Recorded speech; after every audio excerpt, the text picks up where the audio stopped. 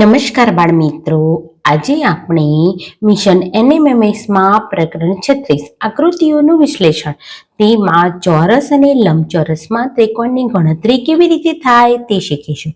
તો સૌથી પહેલા આપણે આ આકૃતિમાં ત્રિકોણ ગણવાના છે, બરાબર. તો તમારે ત્રિકોણ ગણવાના હોય એટલે કાંઈ જ નહીં કરવાનું. શું કરવાનું? પહેલા આને નંબર આપી દેવાના. તો છેલ્લો નંબર કેટલો આવ્યો? 4.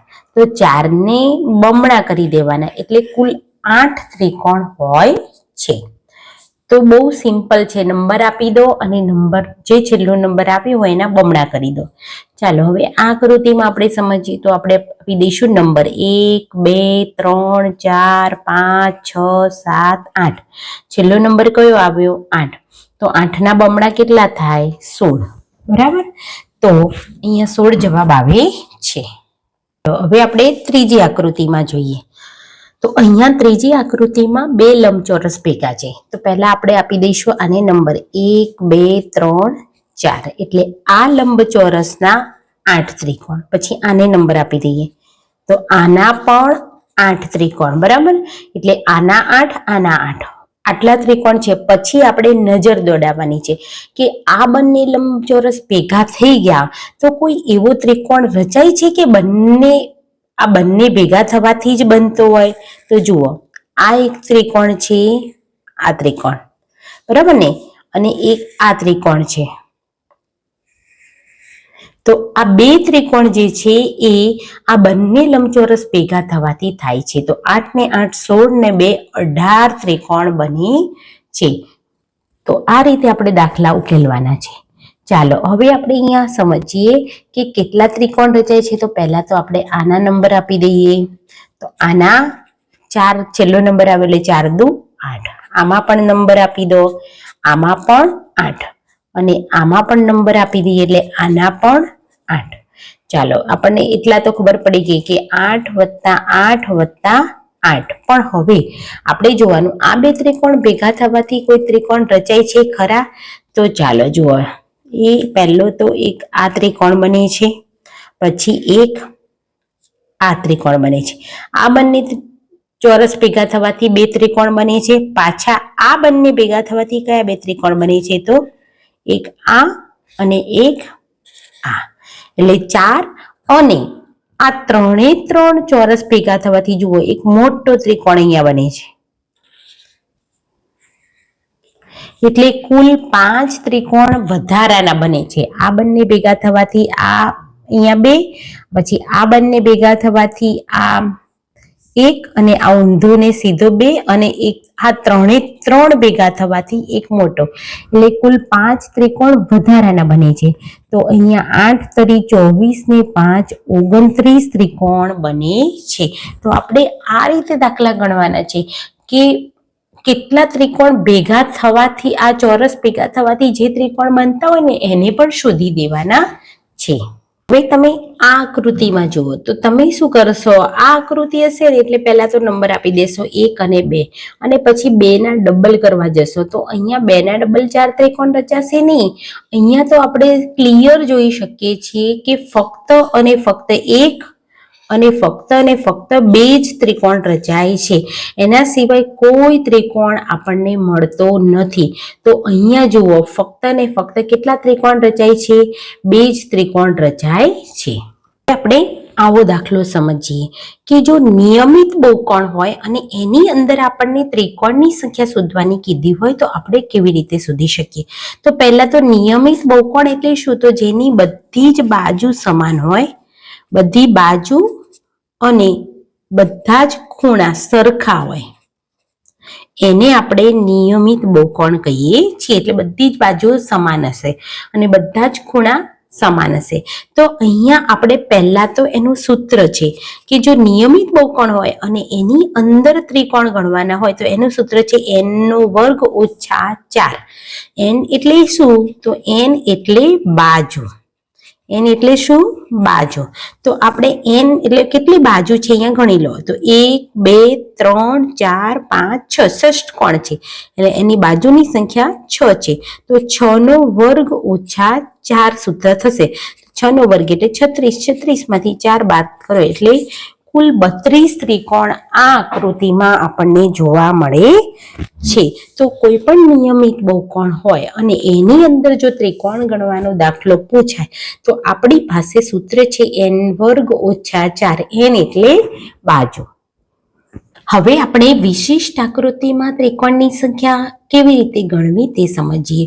તો જુઓ, અહીંયા ત્રિકોણ એક ચોરસ ભાગ પણ છે અને ઉપર ત્રિકોણ પણ છે. તો આપણે ત્રિકોણ ગણવાના છે તો આપણે પહેલા આમાં ગણી નાખીએ. તો આને આપી દેવાના છે આપણે નંબર. તો આના નંબર, છેલ્લો નંબર કયો આવ્યો? 8. એટલે 8 દુ 16 આમાં ત્રિકોણ હોય, બરાબર. ચાલો, હવે આ કયો છે? તો ત્રિકોણ.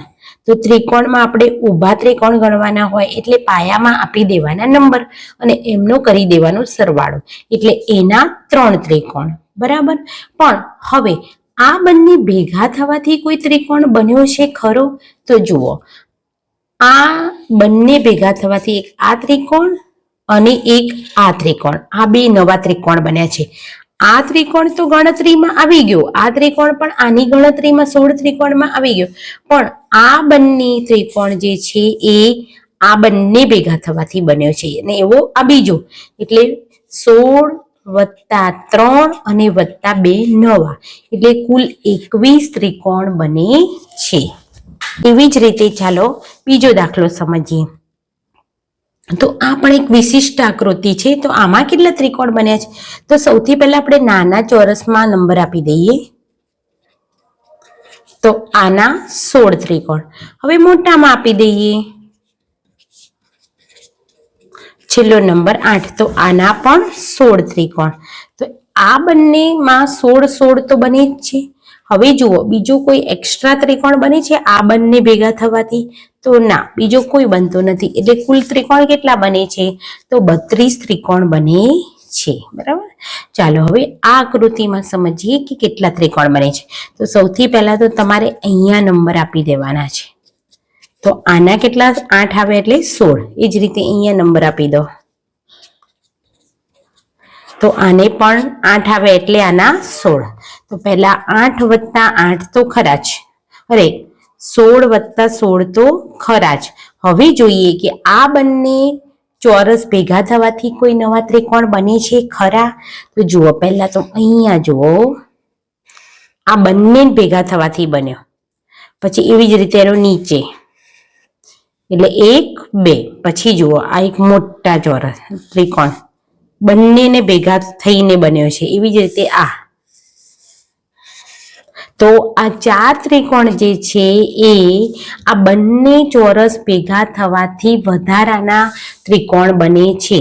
તો 16 ને 16 32 ને 4 36 ત્રિકોણ બને છે આમાં. તો આપણે બાળમિત્રો ખૂબ શાંતિથી જોવાનું છે કે બે ચોરસ અથવા બે લંબ ચોરસ ભેગા થતા હોય ત્યારે કયો ત્રિકોણ નવો બને છે એ આપણે શોધી કાઢવાનો છે. તો જ આપણો જવાબ સાચો પડશે. અને આવી વિશિષ્ટ આકૃતિમાં જ ત્રિકોણની સંખ્યા ગણવાના દાખલા પૂછાતા હોય છે. એટલે આપણે ખૂબ શાંતિથી આ દાખલા ગણવાના થશે, બરાબર. જુઓ, અહીંયા કોઈ વધારાનો ત્રિકોણ બનતો નથી, પણ અહીંયા પણ બે ચોરસ ભેગા થવાથી 4 ત્રિકોણ બન્યા. આ જુઓ, આ કેવો ત્રિકોણ બન્યો? તો બંનેમાં આવી જાય છે. એવી રીતે આ પણ બીજો નાનો બન્યો. એ જ રીતે બે મોટા પણ એ રીતે બને છે. એટલે આવા વધારાના ત્રિકોણ તમારે શોધવાના થાય છે. તો તમારે આ રીતે દાખલા ઉકેલવા પડે છે. અહીંયા પણ ચોરસ અને ત્રિકોણ ભેગા થવાથી આ બંને એક આ ત્રિકોણ વધારાનો રચાય છે અને એક આ ત્રિકોણ રચાય છે. એવી રીતે અહીંયા પણ આ ભેગા થવાથી નવા ત્રિકોણ બને છે. જુઓ, આ બંનેમાં આવી જાય છે એક આ ત્રિકોણ, પછી એક આ ત્રિકોણ. એવી રીતે બે મોટા ત્રિકોણ, એક આ ત્રિકોણ અને એક આ ત્રિકોણ. એવી રીતે આપણે બધા જ ત્રિકોણ ગણવાના છે. બે ચોરસ અથવા તો ત્રિકોણ લંબચોરસ ભેગા થવાથી પણ જે બાકી રહી ગયા હોય ને એ આપણી નજરમાં શોધી લેવાના છે. ત્યારે જ આપણને દાખલા સાચા પડશે. તો બાળ મિત્રો, આ રીતે વિશિષ્ટ આકૃતિમાં ત્રિકોણની સંખ્યા તમારે શોધવાની થાય છે. એક પણ ત્રિકોણ રહી ના જવો જોઈએ, બરાબર. તો તમે જે પણ વિકલ્પ આપ્યો હોય એ વિકલ્પ લગભગ સરખા જ હશે બધા, તો એમાંથી એક પણ ત્રિકોણ તમારી નજરમાંથી છૂટવો જોઈએ નહીં. અને આ બહુ ખૂબ સહેલું છે, ખાલી તમારે નજર દોડાવવાની છે. તો વિશિષ્ટ આકૃતિમાં ત્રિકોણની સંખ્યા આપણે ખૂબ શાંતિથી શોધવાની છે. આવા દાખલા પરીક્ષામાં 10 માર્ક્સના પૂછાય છે અને એમાં સૌથી વધારે વિશિષ્ટ આકૃતિમાં ચોરસ, ત્રિકોણ આવા દાખલા પૂછાતા હોય છે.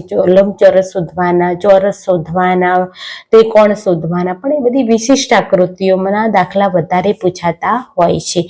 તો બાળ મિત્રો, તમે ખૂબ શાંતિથી આ ભાગનો વિડીયો જોજો, સમજજો અને શાંતિથી એની પ્રેક્ટિસ કરજો, કારણ કે આપણા માટે આ પ્રકરણ ખૂબ જ ઇમ્પોર્ટન્ટ છે. 10 માર્ક્સના દાખલા પરીક્ષામાં પૂછાતા હોય છે. હવે આપણે આગળના વિડીયોમાં NMMSની એક્ઝામમાં પૂછાયેલા પ્રશ્નોની ચર્ચા કરીશું. તો બાળ મિત્રો, હજુ સુધી મારી ચેનલને સબસ્ક્રાઈબ ન કરી હોય તો સબસ્ક્રાઈબ કરી દેજો. વિડીયો ગમે તો લાઈક કરી દેજો. 2-3 મિત્રોને શેર કરી દેજો. ચાલો મળીશું નવા વિડીયોમાં.